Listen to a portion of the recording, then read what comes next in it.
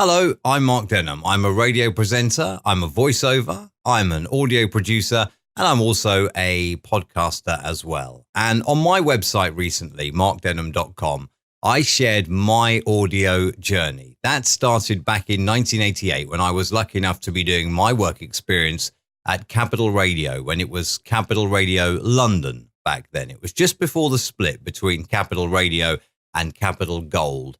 And I was lucky enough to get work experience at Capital Radio. And that gave me a great grounding to go on and develop my own skills, my own passion for audio. And I really, really enjoyed it. I'll be honest. I was working in the newsroom.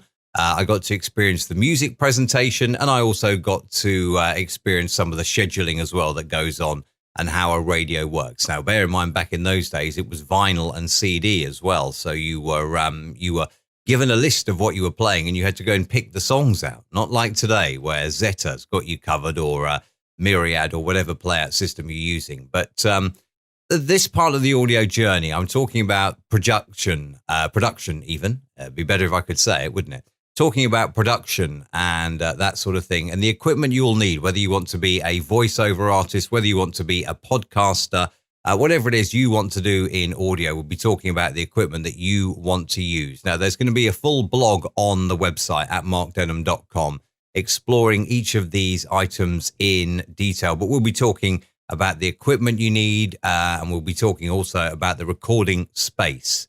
That's what today's video is about, the recording space. Now, I'm not going to bore you for hours on end about your recording space, because it's all there ready for you to read on the website. And I will put a link down below for you.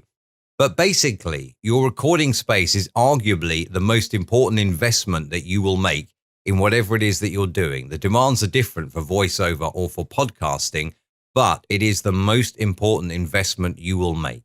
Why am I putting it first? Because it is that important. Now, as I've said in the blog, it may be that you have to come back to this at a later time, and you have to decide on your recording space based on the equipment that you either have or the equipment that you are going to get from following on through this little blog series. But your recording space is of paramount importance. You could spend £1,000 on a microphone and it could sound like absolute rubbish because you are recording in a bad space. It's that important. Recording space goes without saying. It has to be quiet. So you need to pick the quietest room in your house, considering traffic noise and other outside noise. Are you on a flight path? Do your neighbors mow their lawn a lot? Do you have children? Do you have animals? You have to consider all of that, because when it comes to recording your podcast or your voiceover, you will need silence. So you need to be able to know that where you're recording is as close to silent as possible. You're never going to get perfect unless you have a actual soundproofed room, but you got to pick the most quiet room in your house that you can. That is the most important thing here. You then need to also consider in your recording space the equipment that you're going to have and where you're going to put it. At an absolute minimum, you're going to need to have a microphone to record into. You're going to need to have possibly a portable audio recorder. That's a very small setup. If you have your microphone running into a portable audio recorder, you'll need that. And you'll also need space for your copy as well. If you don't want to use a portable audio recorder, you'll be looking at a microphone and an interface and some kind of computer, a laptop or a PC or a Mac or something. If you are considering a Mac, then you have to consider your recording space in such a way. Sorry, if you're considering a PC or a Mac, I need to be fair here. You need to consider your recording space in such a way that you can keep your PC, your Mac, whatever you're using, as far away from the microphone as you can in case of fan noise. So that's very important consideration as well. You need to consider the quietness. You need to consider the equipment that you're going to need in there. And also, it needs to be somewhere where you can easily read your copy. If you're just going to pop into your recording space and record a very quick DJ drop, which is just a few words, you're listening to DJ whoever in the mix, you can easily remember that. But if you're recording a 30-second commercial, you're not going to remember that word for word. And if you're doing a audiobook or perhaps training narration, you won't remember that word for word. It is essential that you can have not only access to your copy, but good access. Because if you're down like this, you're facing away from the microphone. If you're up like that, you're straining your throat while you're reading. You need to have good access to your copy as well in your recording space. Now, here's where things differ between voiceover and podcasting. You need to consider the audio acoustic properties of your room. Every room will have acoustic properties.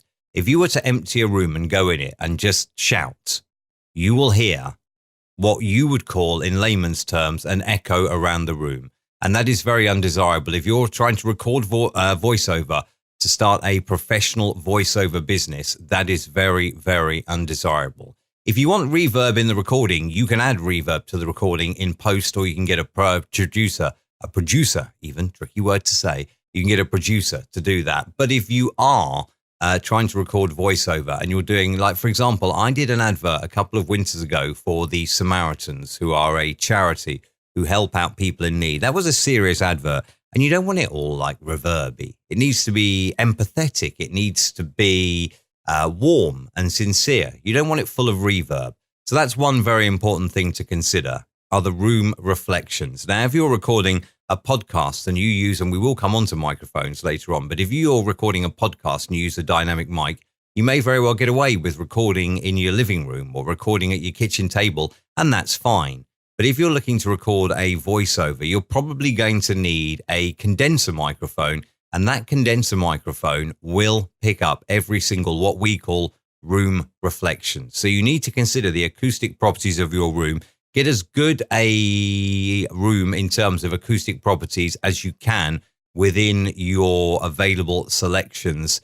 Then you're going to need to look at sound treatment. Now, sound treatment and soundproofing are two very different things. Soundproofing is, in essence, building one room inside another, so you get an isolated space where sound cannot get in or out.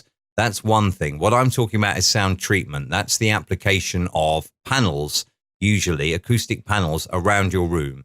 And you want to be looking at, if you're sat, say, facing a wall, you want to be looking at sound treating that wall in front of you, so that will absorb the sound and it won't just bounce back entirely. You need to treat the space behind you, because the microphone usually will be most sensitive at the front.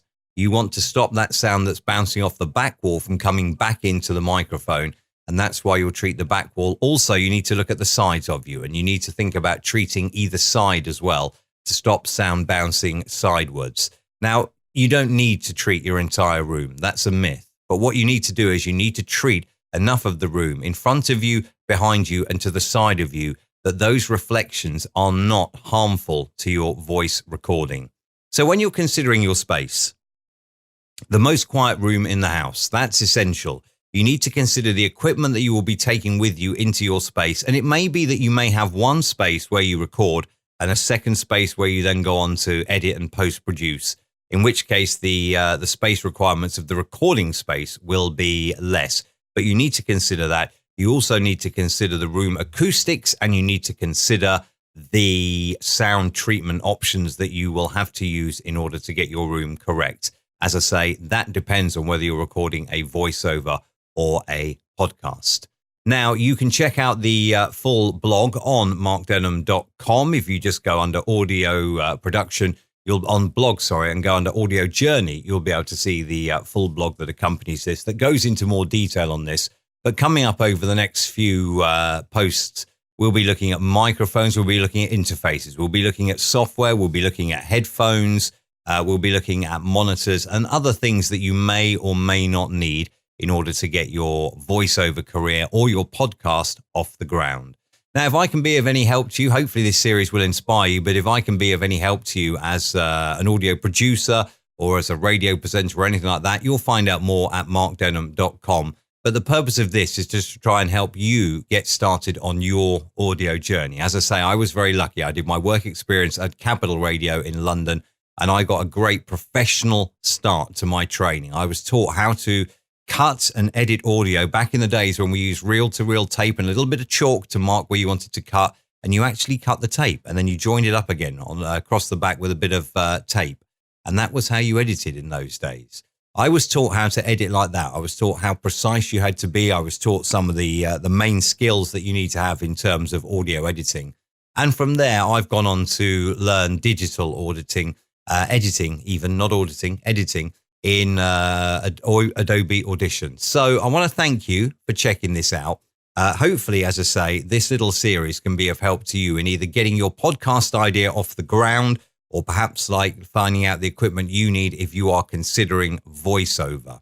So go read the blog, markdenham.com, and have a little look, and hopefully you'll be back and we will explore microphones in the next episode. And as I say, if there is anything I can be of help with in terms of production or anything like that, you'll find all the details on my website, markdenham.com. Thanks so much for checking this out, and I'll talk to you next time.